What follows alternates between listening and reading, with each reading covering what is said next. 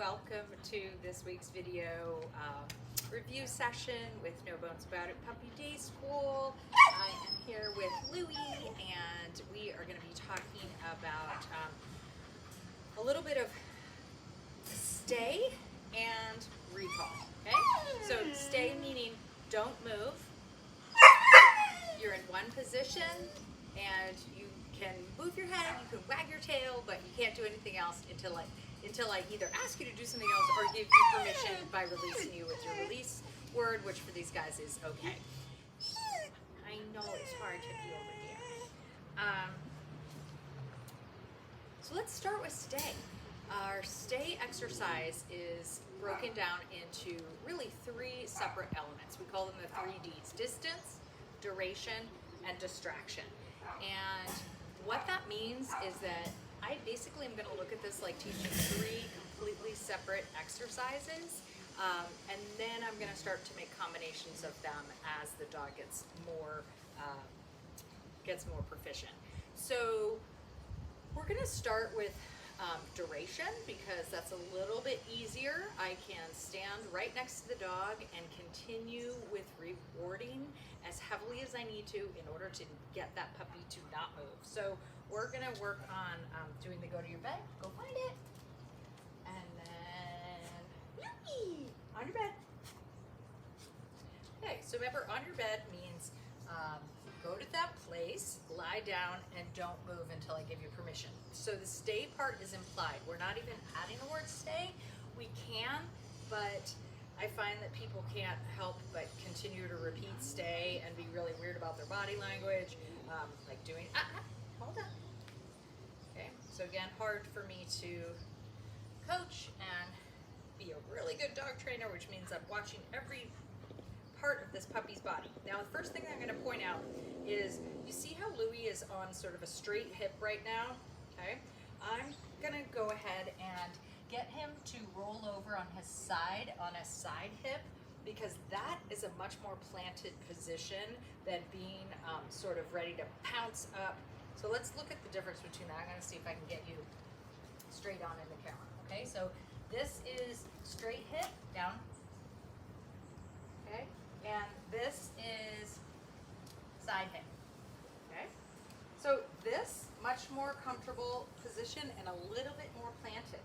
So when I'm practicing stay, I'm going to try to get my puppy to roll over onto one side or the other. Let me show you how we're going to do that. Okay, go back on the bed. Overhead, down.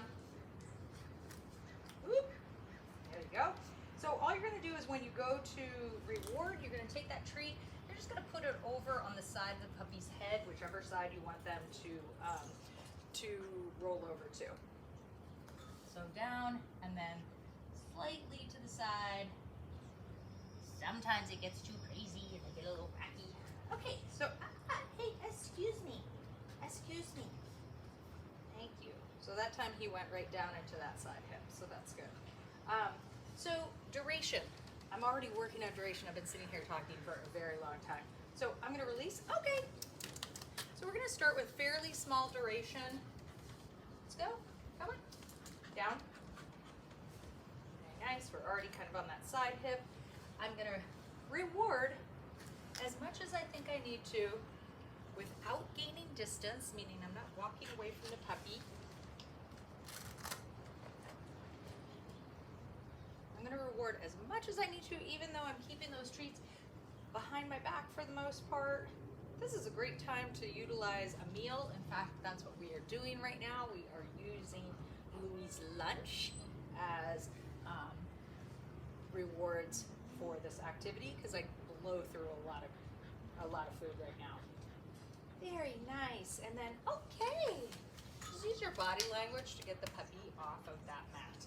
Okay, so that is our, very nice. Thank you for offering that. So that is our first introduction to the down with, so difficult, so hard. So that is our first introduction to our stay with duration. We're just working on doing lots and lots of rewards, adding no distance, and then making sure that if the puppy does get up, hey, Leo. Leo.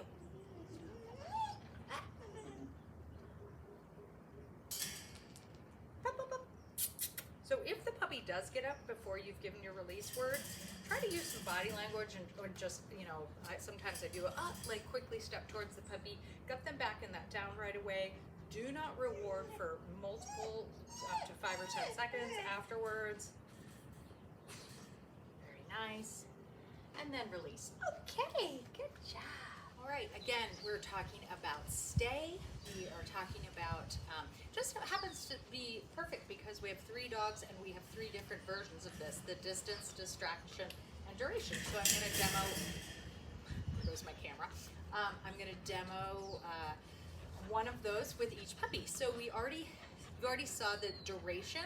Now we're gonna work a little bit more on distance. So what does that look like? Again, I'm gonna get the puppy down.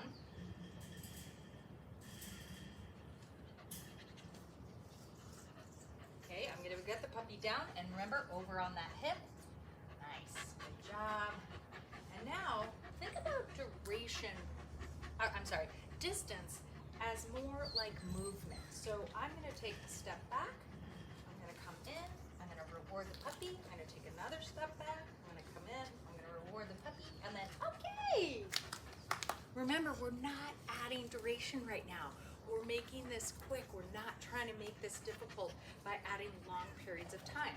So we're adding lots of movement, but not duration. So again, we're gonna work on distance as the dog gets better and understands that just because I'm moving doesn't mean that he gets to move.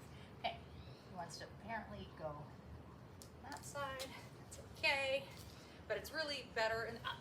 Okay, so I went out about 4 feet that time, too far, okay? So I'm gonna get him back, get him nice and planted, and you see I just keep taking steps back, coming in, rewarding, maybe going to the side a little bit, coming back and rewarding, going to the other side, coming back and rewarding, and then release. Hey! This is I'm still chewing on my cookie. Oh yay! Yay! Thank you. Thank you. Okay, so let's try this again. Can you face our beautiful audience so they can see how cute you are? Nice. So he's already down in that that nice side hip. Very good. Oop. Again, I have to always remind myself to not keep my treats out like this. Always behind my back. Very good. So simply, this time I'm adding a little bit of duration. He's doing pretty good. I'm adding a little bit of back and forth. Very nice. Very nice. Okay, good job. That brings me to another point. When we release the puppies from working on the stay part, for working on the distance, duration, or distraction, when we release the puppy, do not treat at that point. All the treats should happen during the exercise, meaning the point where you are asking your dog to remain in the stay. All kinds of rewards happen. I want them to get released and be like, oh my God, how do we restart this game? I'm gonna go back and get to my mat and not move, just like that. So if I release my puppy and then I treat him as he gets to me, it's a little bit, could be looked at as an incentive for the dog to get up, which we do not want. So be cautious of that. Thank you so much. That was an excellent job.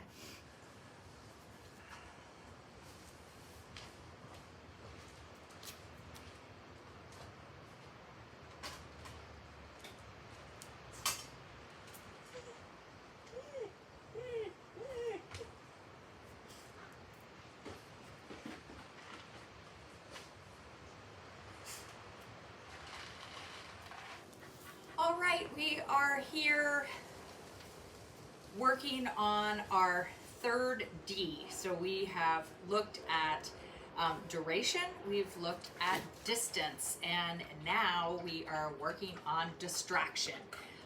The question I always ask my students is, what do you think is the most difficult? And inevitably, most people say distraction. But honestly, for most dogs, if I can be right here, rewarding frequently, and I'm not adding distance, and I'm not adding a lot of duration, most dogs can handle distraction. And I'm specifically sitting here with my friends on the other side because what could be more distracting for a puppy than to have his other little buddies. Boop. I'm going to toss treats over there. Oh, so there we go. That was a hard distraction. So for most puppies, distance is the toughest one, meaning the minute I start to gain space between myself and the puppy that's working on stay, it becomes much more difficult for them. So here we're starting with, and I'm obviously adding duration here because we are, and again, if the puppy gets up before I release them, I am simply going to get them back and down, hold off on rewards for a few seconds, okay, and then really, okay, touch. Ma'am, touch. Oh, yes, no, don't want to do that. Yes, there we go. Good girl. You guys are being very good friends. Thank you so much. Thank you so much for being such good friends. Okay, so so I'm gonna try to just get Poppy over here. Come here. Down. Okay, remember, settled on that hip is really nice if we can. Good job. Good job. Lots of rewards in the beginning as incentive. And I'm sitting here really low to the ground. So again, I'm not adding any kind of distance, and I'm not adding, and again, duration is sort of built into what we're doing, but she can handle that. And then we've got our friends over here that are adding lots of distraction. So what I'm going to do right now is I'm going to toss a treat for my peanut gallery, but then I'm going to reward Poppy at the same time for not moving. So here we go. We're going to go find it. Yes, good girl. So I tossed a bunch of treats over on the other side. That is crazy hard. And I also used the cue go find it, which for all these puppies means, oh my God, I didn't get to run around and look for cookies. Go find it. So the fact that she is not moving is fantastic. Again, I'm keeping my rate of reward. I'm keeping how quickly I'm feeding her rewards very high right now because this is difficult. Okay, good girl. Okay. Oh, she says, I don't even want to get up. Get up. Now, again, we talked about this in another one of the segments. I go through a lot of treats when I'm practicing stay. So I'm using all kibble. I'm using all of Poppy's. Oh, this distraction very hard, isn't it? This distraction very hard. All right, now we're going to add a different type of distraction, a squeaky and a stuffy kind of at the same time. So when I know this is going to be super challenging, I am going to, again, keep my rate of reward really high. So that's what I'm doing right now. So I'm going to show, whoop, drop that one. That was not even intentional. But again, she's so focused on her cookies, she doesn't even care that I'm like waving these around. Boop. Yes, good girl. Now I'm going to...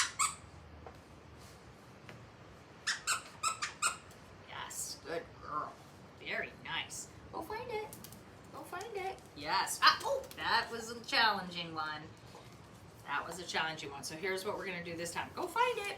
There we go. I'm going to give her her reward at the same time that I treat the other side. Go find it. Yes. Good. Good. Very nice. So as with everything, what we're trying to do is we're trying to make, I'm going to release her. Yay! Good girl! Oh, no, it's so good. she just, I don't want to get up. I don't want to get up. This is too good. It's too good. Yay, did you go girl? I said, Oh, you go, she, oh, you go do, oh, thank you. thank you. So as with all of our exercises that we're practicing, we have to make what she's doing more exciting and more valuable than the rest of her environment. But we have to work in increments where she can be successful. So that's one of the most important things I can tell you about stay. You have no way to make a dog not move. I mean, if you had a leash, I guess you could step on it. That was a little bit like what we used to do in the old school. We used to like step on the leash so the dog couldn't pop up or whatever. But you really don't have a way to make them not move. So if the dog decides that something else seems better and they break from their stay, that's rewarding in and of itself, right? It's like, don't feel like doing this, don't want to, don't have to. They get up and they cruise, they do something else. So that's rewarding. So we don't want to have that enter into this picture. So I have to work in small segments so that I can be successful. So that again, the little training situation that I'm creating is a world that is better than everything else out in the environment, which is very hard to do, isn't it? It is very hard. But if you find that you have done something where your puppy has made 2 to 3 mistakes, and again, this goes across the board with anything you're practicing. If you find that you're practicing something and your puppy has made 2 or 3 wrong choices, you need to make it easier. Oh.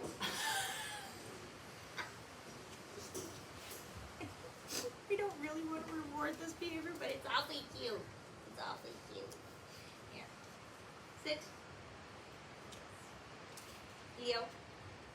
All right, so we've looked at stay with duration, we've looked at stay with adding some distance, and we've added stay with distraction. So once the dog gets pretty solid at each of those individually, and they may already be there depending on, again, even though I'm going to back up and just say, even though this is the first time we've formally discussed stay, we are working on length of time quite often, meaning from the time that we introduce a release word, stay is implied.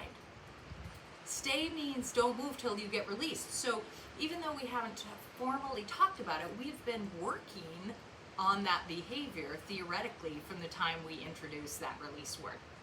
So they should know, they are fairly good at the duration part in small increments.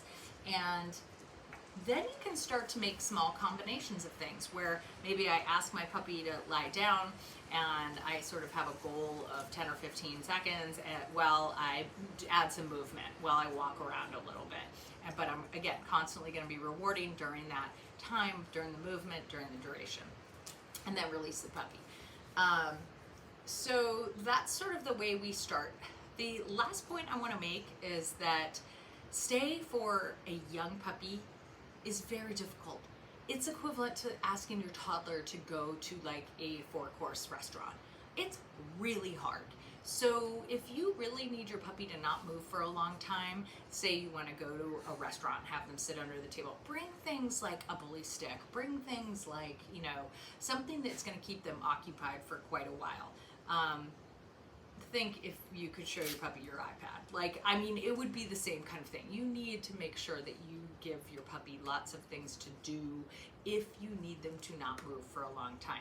And as they get more mature, as their attention span gets longer, stay will just inherently become a little bit easier. But this is the way we start introducing all of these skills. So good luck with that. Good luck with your practicing your recall. Those are really the things I want you to focus on over the next, I'm not going to see anybody next week, so you've got a lot of things to catch up on over the next 10 days or so. So we will see you soon. Have a great week. Bye.